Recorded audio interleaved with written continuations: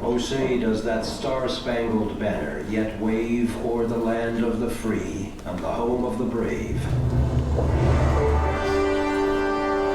Powerful words from our national anthem. They speak to our American identity and are woven into our national flag.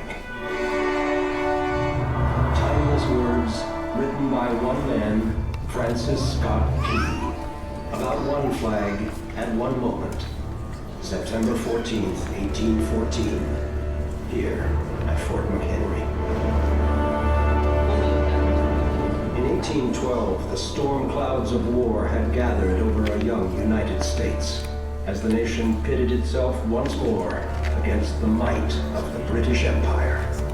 For 2 years, the conflict wore on from the British colonies of Canada to America's southern coast and out across the high seas.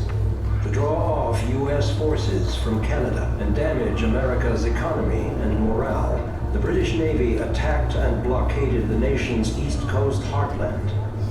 Up and down the Chesapeake Bay they raided, destroying towns and farms and spreading fear.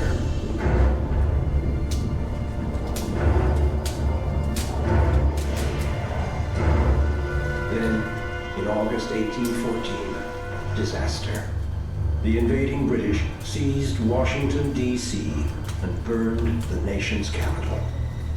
A citizen soldier of Baltimore spoke for many. Every American heart is bursting with shame and indignation at the catastrophe. And Baltimore hearts were also full of anxiety, for they feared they would be next.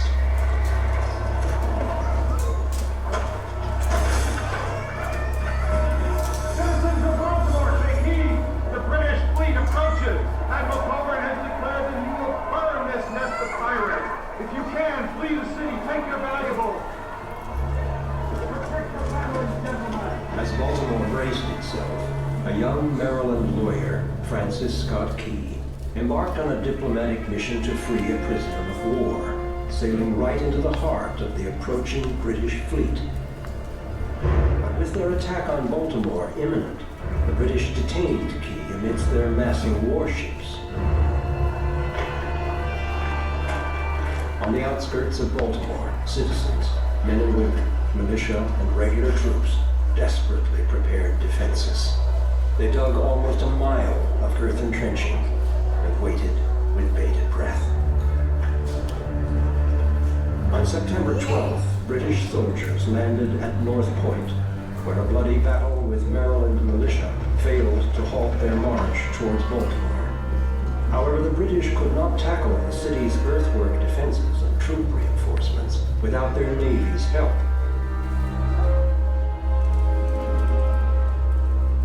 Next day, the British bomb ships would open up their main assault with a ferocious bombardment. Their target, Fort McHenry.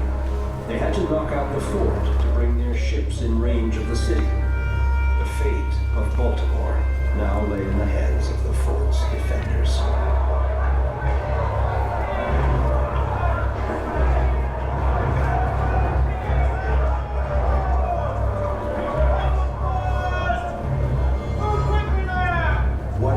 Soldiers frantically prepared for battle, knowing they were the last defense to thwart the British.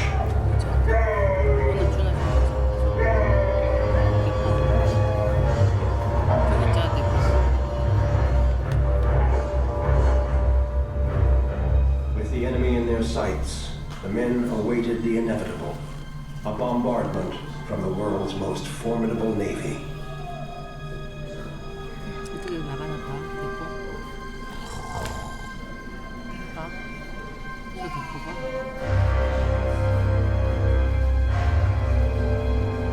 Then the attack began. The British fleet pounded the fort with rockets and mortar shells.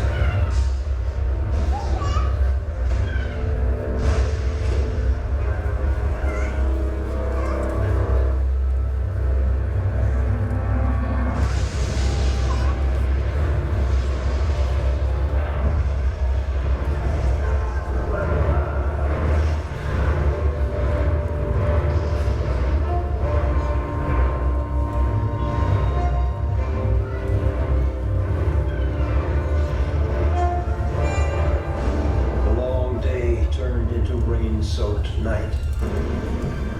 But still, the British bombs and rockets thundered over the fort, exploding deadly shrapnel in all directions. The fort's defenders were, in the words of one citizen soldier, like pigeons tied by the legs to be shot at. The American artillery answered the British with desperate return fire.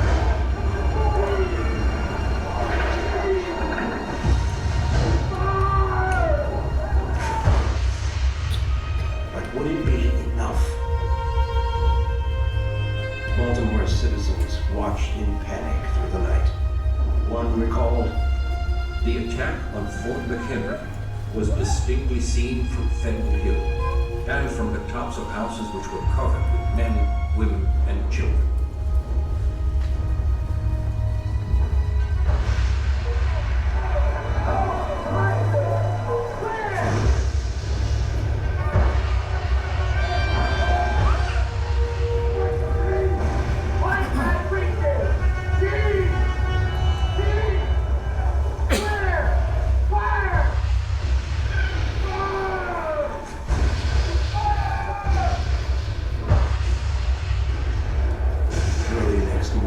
September 14th, the British guns finally fell silent.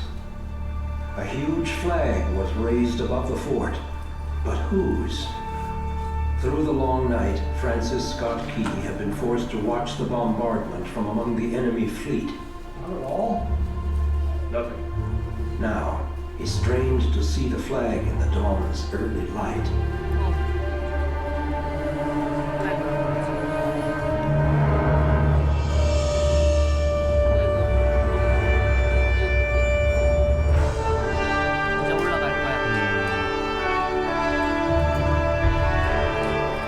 It's ours, Mr. Skinner. Say, we won. It's ours. Inspired by their courage, Key wrote down a few lines. "'Tis the star-spangled banner, oh long may it wave o'er the land of the free and the home of the brave." As the British withdrew, Key returned to Baltimore, where his words soon found music and a publisher, and the Star-Spangled Banner was born. It captured a defiant, patriotic spirit and spread rapidly across the nation, pouring new life into the national flag as a symbol of American identity. The popularity of the song and the flag grew during the years that followed. The Star-Spangled Banner eventually became the official anthem of the United States in 1931.